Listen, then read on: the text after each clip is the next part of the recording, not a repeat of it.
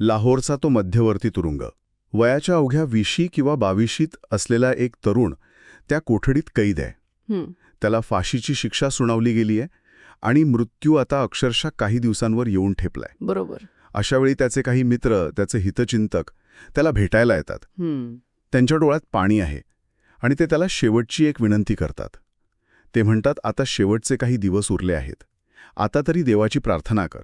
स्वतःसाठी एक मानसिक आधार शोध. हो, साहजिकच आहे ती विनंती. पण तो तरुण अत्यंत शांतपणे, कुठलाही आक्रस्ताळेपणा न करता या गोष्टीला स्पष्ट नकार देतो.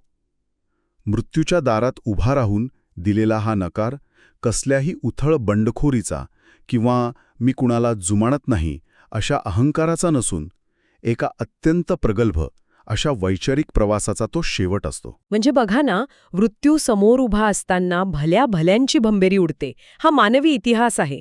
माणूस कितीही नास्तिक असला, कितीही बुद्धिवादी असला, तरी जीवनाच्या त्या शेवटच्या अंधाऱ्या क्षणी तो नकळतपणे एखाद्या अदृश्य शक्तीचा आधार शोधण्याचा प्रयत्न करतोच. हो, भीती माणसाला शरण जायला भाग पाडते. अगदी बरोबर. पण हा तरुण फाशीच्या तख्त्याकडे जातानाही आपल्या तर्कावर, वास्तवावर आणि नास्तिकतेवर अढळपणे उभा राहतो.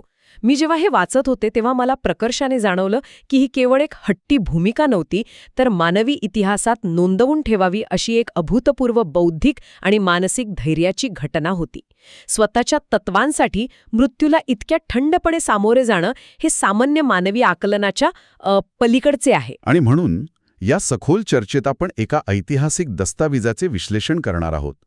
1931 साली याच लाहोरच्या तुरुंगात फाशीची वाट पाहत असताना भगतसिंग यांनी मी नास्तिक का आहे म्हणजेच why I am an atheist हा निबंध लिहिला. अत्यंत महत्वाचा असा हा दस्तऐवज आहे. नक्कीच. या चर्चेचं उद्दिष्ट हे आहे की एका सामान्य तरुणापासून ते कट्टर नास्तिक बनण्यापर्यंतचा त्यांचा नेमका प्रवास कसा झाला हे आपण समजून घेणार आहोत. ईश्वराच्या अस्तित्वावर त्यांनी उपस्थित केलेले तर्कशुद्ध आणि बोचरे प्रश्न आणि धर्माचा समाजावर असलेला मानसिक पगडा, या सगळ्याचा उलगडा आज आपल्याला करायचा आहे. अर्थात इथे आपण केवळ भगतसिंग यांनी त्यांच्या मूळ साहित्यात मांडलेल्या विचारांचे तटस्थपणे आणि सखोल विश्लेषण करणार आहोत. हो, हे स्पष्ट करणं गरजेचं आहे, कारण या निबंधाची निर्मिती ज्या पार्श्वभूमीवर झाली ती समजून घेणं खूप महत्त्वाचं आहे. भगतसिंगांना फाशीची शिक्षा सुनावण्यात आली होती आणि दिल्ली बॉम्ब खटला तसेच लाहोर खटल्यामुळे त्यांना संपूर्ण देशभरात प्रचंड लोकप्रियता मिळाली होती. ते रातोरात एक राष्ट्रीय नायक बनले होते. हो, लोकांच्या गळ्यातील ताईत झाले होते ते. अगदी. आणि याच काळात त्यांच्या काही मित्रांचा आणि सहकाऱ्यांचा असा गैरसमज झाला की या अचानक आणि भरघोष मिळालेल्या प्रसिद्धीमुळे भगतसिंगांच्या डोक्यात हवा गेली आहे. अच्छा, म्हणजे त्यांच्यात अहंकार किंवा व्हॅनिटी निर्माण झालाय असा समज झाला. होय ना. या अहंकारामुळेच ते स्वतःला देवापेक्षा मोठे समजू लागले आहेत आणि म्हणून ते देवाला नाकारत आहेत असा त्यांच्यावर थेट आरोप होऊ लागला. बापरे, हा आरोप खूपच गंभीर आहे. कारण ज्या माणसाने देशासाठी स्वतःचे प्राण पणाला लावले त्याच्यावरच अहंकारी असल्याचा शिक्का मारला जात होता. मग हा आरोप खोडून काढताना भगतसिंगांना स्वतःच्याच भूतकाळात डोकावं लागलं असेल. त्यांनी अतिशय संयतपणे आणि तर्काच्या आधारे या आरोपाची चिरफाड केली आहे. ते निबंधात मोकळेपणाने मान्य करतात की होय, माझ्या स्वभावात थोडाफार अहंकार असू शकतो. अनेकदा ते स्वतःच्या राजकीय किंवा वैचारिक मतांवर अत्यंत ठाम असायचे. त्यांच्यात एक प्रकारचा आत्मविश्वास होता जो एका नेत्यामध्ये असायलाच हवा. बरोबर. पण ते स्पष्ट करतात की हा त्यांचा वैचारिक ठामपणा होता, तो त्यांचा वैयक्तिक अहंकार नव्हता. नास्तिकतेचा आणि त्यांच्या लोकप्रियतेचा दूरदूरपर्यंत काहीही संबंध नाही हे सांगताना ते स्वतःच्या बालपणाचा संदर्भ देतात. जेव्हा ते एक अज्ञात तरुण होते, ज्यांच्या अस्तित्वाची या देशाला काय पण त्यांच्या गल्लीतल्या लोकांनाही फारशी माहिती नव्हती, तेव्हापासूनच त्यांच्या मनात नास्तिकतेची पाळेमुळे रुजू लागली होती. पण मी विचार करत होतो, त्यांचं कौटुंबिक वातावरण तर खूप धार्मिक होतं ना. तिथून नास्तिकतेकडे जाण्याचा प्रवास कसा काय घडू शकतो? अहो, त्यांचे आजोबा कट्टर आर्य समाजी होते. भगतसिंगांचे स्वतःचं प्राथमिक शिक्षण DAV स्कूलमध्ये झाले होते, जिथे धार्मिक संस्कारांवर खूप भर दिला जायचा. तिथे ते रोज सकाळी आणि संध्याकाळी तासनतास गायत्री मंत्राचा जप करत असत. म्हणजे ते स्वतःला तेव्हा एक भक्त मानत होते. हो, ते स्वतःला तेव्हा एक भक्तच म्हणून घेत असत. पण जसजसे ते मोठे होऊ लागले तसतसा त्यांचा कल तर्काकडे आणि नास्तिकतेकडे झुकू लागला. ते स्वतःच्या स्वभावाचं वर्णन करताना एका जागी म्हणतात की ते एक अत्यंत लाजाळू, काहीसे संकोची आणि भविष्याबद्दल नेहमी थोडे निराशावादी असणारे तरुण होते. अच्छा. आता तुम्हीच विचार करा, अशा संकोची स्वभावाच्या आणि स्वतःच्या भविष्याबद्दलच साशंक असलेल्या मुलामध्ये अचानक देव नाकारणे इतका अहंकार कुठून आणि कसा येणार? इथे मला एक गोष्ट जाणवते. बऱ्याचदा समाज एखाद्याच्या ठाम वैचारिक भूमिकेला चुकून अहंकार समजतो. म्हणजे समजा एखाद्या वैज्ञानिकाने जादूटोण्यावर किंवा चमत्कारांवर विश्वास ठेवायला स्पष्ट नकार दिला, तर तो त्याचा अहंकार नसून तो त्याच्या अनेक वर्षांच्या अभ्यासाचा आणि तर्काचा भाग असतो. अगदी योग्य उदाहरण दिलं तुम्ही. भगतसिंगांच्या बाबतीतही तेच घडत होतं. पण मग त्यांच्यात हा वैचारिक बदल नेमका कसा आणि का घडला? कारण सुरुवातीला ते एक रोमॅन्टिक, आदर्शवादी क्रांतिकारक होते असे म्हटले जाते. या वेळच्या संपूर्ण क्रांतिकारी चळवळीचेच ते एक सर्वसामान्य स्वरूप होते. सुरुवातीच्या काळात भगतसिंग मातृभूमीच्या प्रेमाने आणि आदर्शवादाने पूर्णपणे भरावलेले होते. त्यांच्यावर सुरुवातीच्या नेत्यांचा प्रभाव होता ज्यांना धर्माबद्दल आणि ईश्वराबद्दल अपार आस्था होती.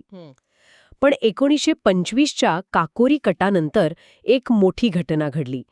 रामप्रसाद बिस्मिल, अशफाकुल्ला खान यांसारखे चळवळीचे महत्वाचे आणि ज्येष्ठ नेते पकडले गेले. काहींना फाशी झाली.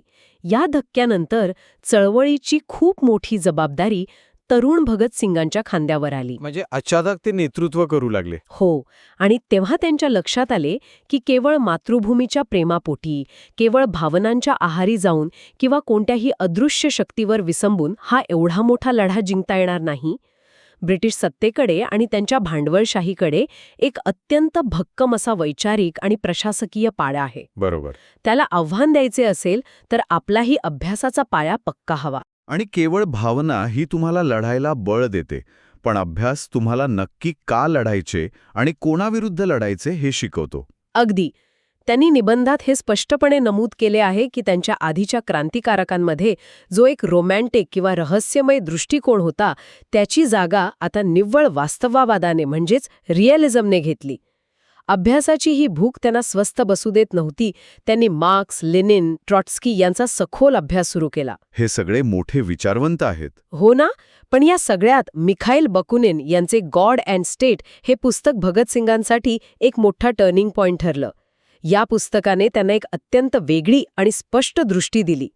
बकुनिन यांनी मांडले होते की राज्यसंस्था आणि धर्मसंस्था या दोन्ही एकमेकांच्या संगनमताने सामान्य माणसाचे आणि मजुरांचं शोषण करतात. म्हणजे देव आणि धर्म माणसाला मानसिकदृष्ट्या गुलाम बनवतात, जेणेकरून राज्यसंस्था त्यांना शारीरिक आणि आर्थिकदृष्ट्या सहज गुलाम बनवू शकेल. अगदी अचूक. हे सूत्र भगतसिंगांच्या मनावर बिंबले गेले.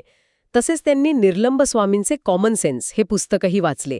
या अफाट वाचनामुळे त्यांच्या विचारात एक मोठी क्रांती झाली. तोपर्यंत त्यांचा नास्तिकवाद हा केवळ एक संशय होता, पण 1926 सालापर्यंत ती एक अत्यंत ठाम वैचारिक भूमिका बनली. त्यांचा देवाच्या अस्तित्वावरचा विश्वास आता पूर्णपणे उडाला होता. म्हणजे जेव्हा एखादा क्रांतिकारक अंधश्रद्धेची किंवा भावनेची जागा अभ्यासाने घेतो, तेव्हा तो प्रस्थापित सत्ताधाऱ्यांसाठी अधिक धोकादायक बनतो, कारण अभ्यासातून माणसाला प्रश्न विचारण्याची ताकद मिळते. हो.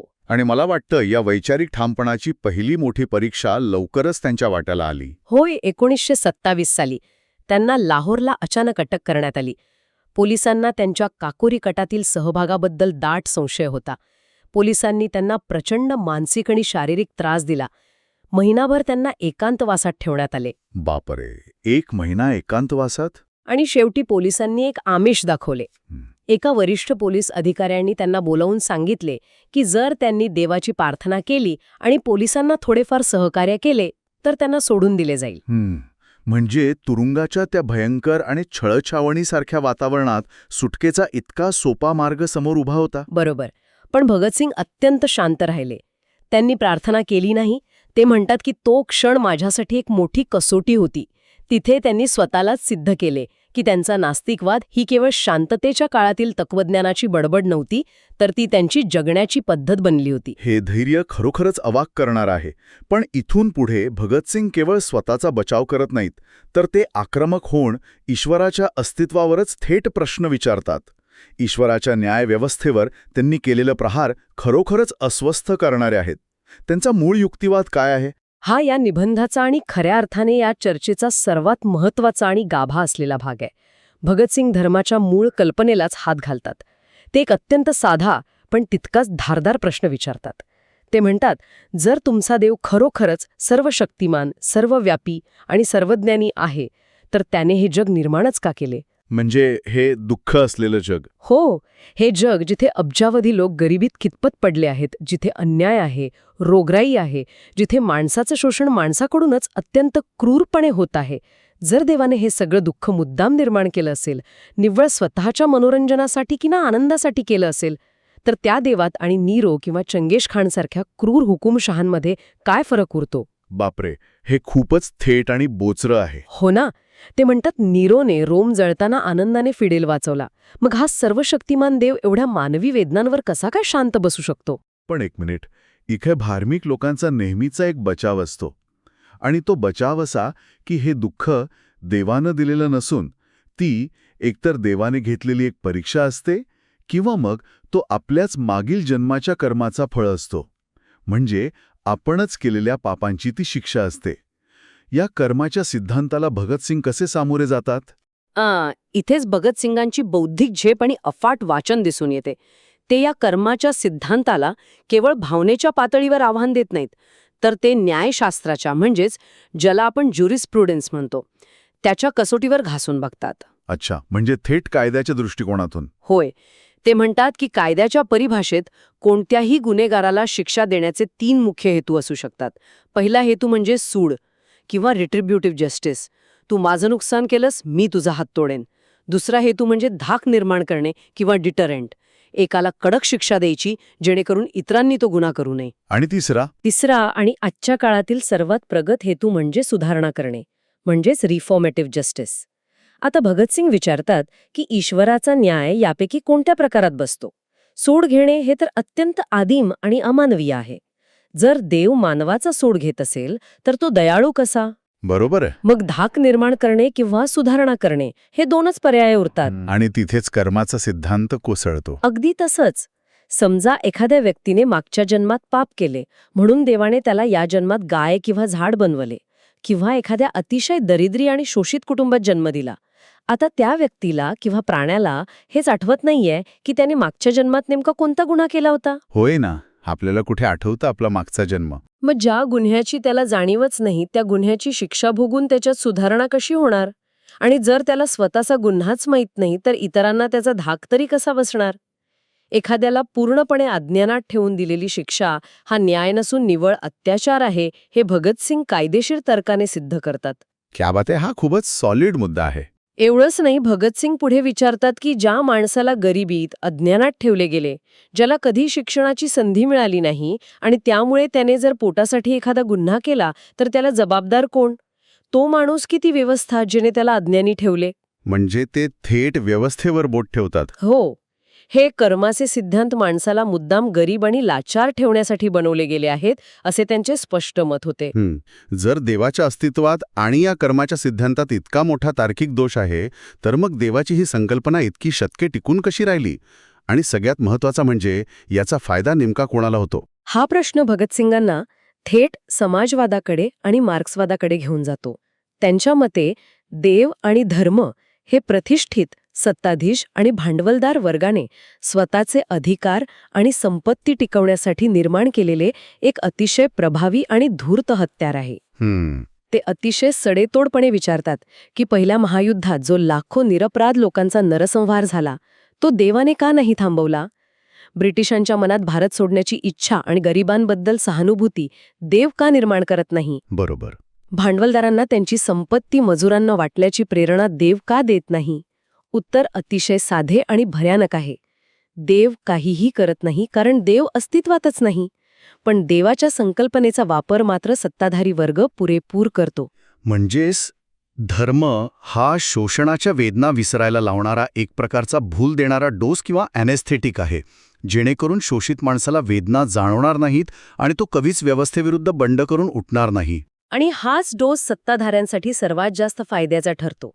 कारण जोपर्यंत शोषित माणूस त्याच्या परिस्थितीसाठी नशिबाला आणि मागील जन्माच्या कर्माला दोष देतोय, तोपर्यंत तो प्रस्थापित व्यवस्थेला प्रश्न विचारणार नाही. हो, तो म्हणेल माझ्या नशिबातच असं लिहिलंय. अगदी हेच.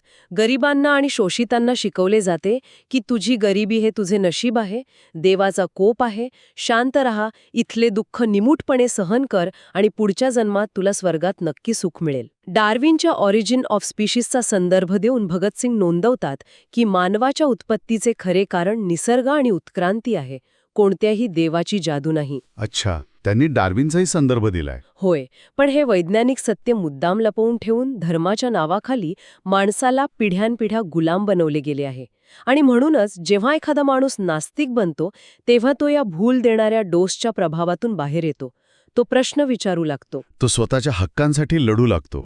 हो, आणि म्हणूनच धर्माचे ठेकेदार आणि सत्ताधारी अशा विचार करणाऱ्या बंडखोर माणसांना घाबरतात. हे सगळे मान्य केले तरीही एक प्रश्न उरतोच. जर धर्माचा वापर शोषणासाठी होतो हे सत्य आहे, तरी सामान्य माणूस देवावर इतका अवलंबून का राहतो? यामागचं मानवी मानसशास्त्र काय आहे याबद्दल भगतसिंग काही भाष्य करतात का? तो ह्या निबंधाचा सर्वात संवेदनशील आणि मानसी मनाचा ठाव घेणारा भाग आहे.